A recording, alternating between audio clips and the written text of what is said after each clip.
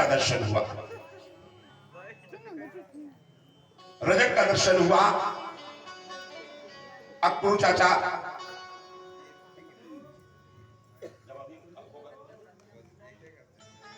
प्रभु की इच्छा से जैसे ही आगे बढ़े, रजक का दर्शन हुआ। कहा कौन हो, कहां जा रहे हो?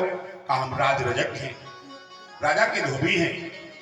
और भैया कहीं जा रहे हैं आप, रास्ते में धोबी घाट से जो है कपड़े धो करके ला रहा है, किसी के यहां देने जा रहा है धुले हुए वस्त्र, महासगुन होता है। कन्हैया ने कहा देखो आज सगुन होने वाला है। गए, पता किया कहां से आए, कहां जाना है। हम जो है वस्त्र लेना चाहते हैं। तो रजक ने कहा ये राजाओं के वस्त्र तुमको नहीं मिलेंगे। कहा भैया किराया ले लो। कहा किराया नहीं, राजाओं के वस्त्र हैं, सबको नहीं मिलते हैं। कन्हैया गए तो एक तमाचा लगाया। आज सारे वस्त्र छोड़ करके सब भाग गए। सारे ग्वाल बाल वस्त्र पहनते हैं तो अब कभी ये ग्वाल बाल जंगल में रहने वाले कभी वस्त्र पहने नहीं है, तो इनको ज्ञान ही नहीं कि जामा कौन है, पैजामा कौन है। जामा माने कुर्ता, कुर्ता में पैर डाले हुए हैं, बंधने वाला नहीं उसमें, और पैजामा में हाथ डाले हैं तो सर नहीं जा रहा है। बगल में एक दर्जी था बड़ा सुंदर, बुलाया पास में और ठीक से पहना करके बिल्कुल फिट कर दिया। सुंदर सुंदर वस्त्र पहने हुए हैं। पास में एक माली था जिसने बहुत ही सुंदर माला पहनाया सरकार को। आगे बढ़े तो शैलेंद्री पूजा जो है ये अपना चंदन लेकर के कंसराज के दरबार में जा रही है। सामने आ गए, कन्हैया आए तो कहा कहां जा रहे हो देवी, कहां जा रही हो? घूम के खड़ी हो गई। सामने गए तो पूछा, देखा कन्हैया की तरफ, अरे कन्हैया तुम हो, तुम भी हमारा उपहास कर रहे हो? कहा नहीं नहीं, तुम तो परम सुंदरियों में सुंदरी हो। कहां जा रही हो? कहा ये भोजराज कंस को मैं चंदन लगाती हूँ, तिलक लगाती हूँ, और इसके बदले में हमें जो है भोजन, कपड़ा और मकान की व्यवस्था देता है कंस। कहा ये चंदन आज कन्हैया के लगा दो, कंस के नहीं। कहा ठीक है, कन्हैया लगवा ले। कन्हैया की मस्तक पर चंदन लगा दिया, तिलक लगा दिया।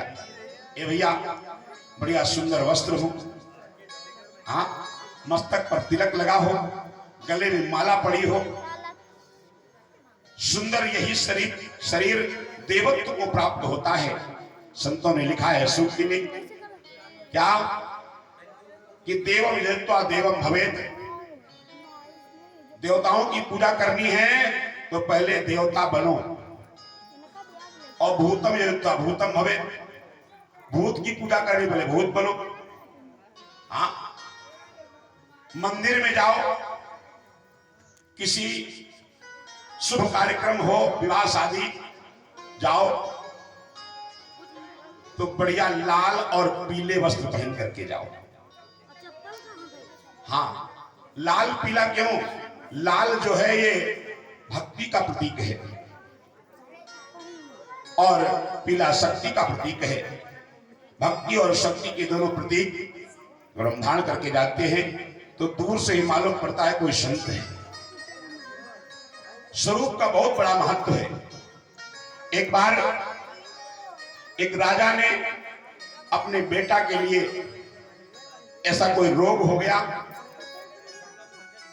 उस रोग के निवारण के लिए वैद्य ने कहा कि कोई हंस मार करके ले आए और उससे उसकी दवाई बनेगी तो तुम्हारा बेटा ठीक हो जाएगा।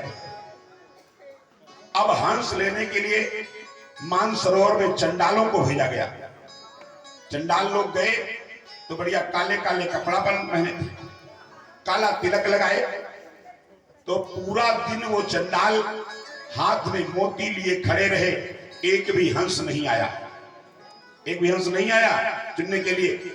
और दूसरे घाट पर बहुत से महात्मा बढ़िया लाल पीले कपड़ा पहने, चंदन लगाए, माला पहने और मोती हाथ में लिए हैं और हंस हाथ से मोती चुन रहे हैं।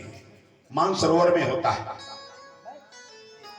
चंडालों ने देखा कि हमारे पास नहीं आ रहे हैं और वहां चुन रहे हैं, इसका मतलब हमारे कपड़ों में कुछ गड़बड़ है। दूसरे दिन वो चंडाल जो है वो भी अपना कपड़े पहन लिए, लाल पीले वाले, लाल पीले कपड़ा पहने, बढ़िया चंदन लगा लिया, बढ़िया जो है माला पहन लिया, गए मोती लेकर के।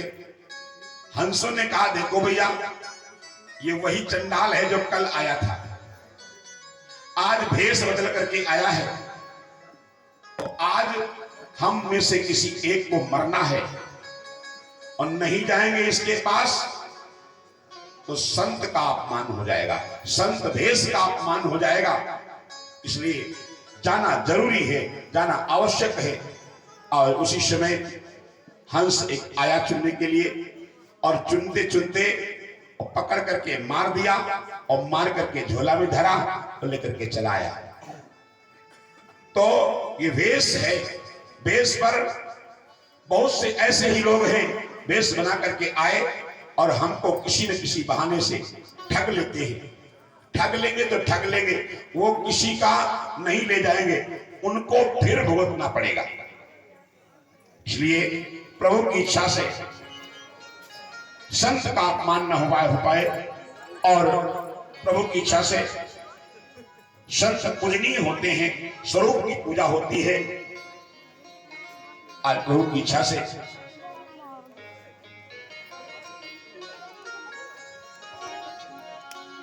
सरकार अपने आप में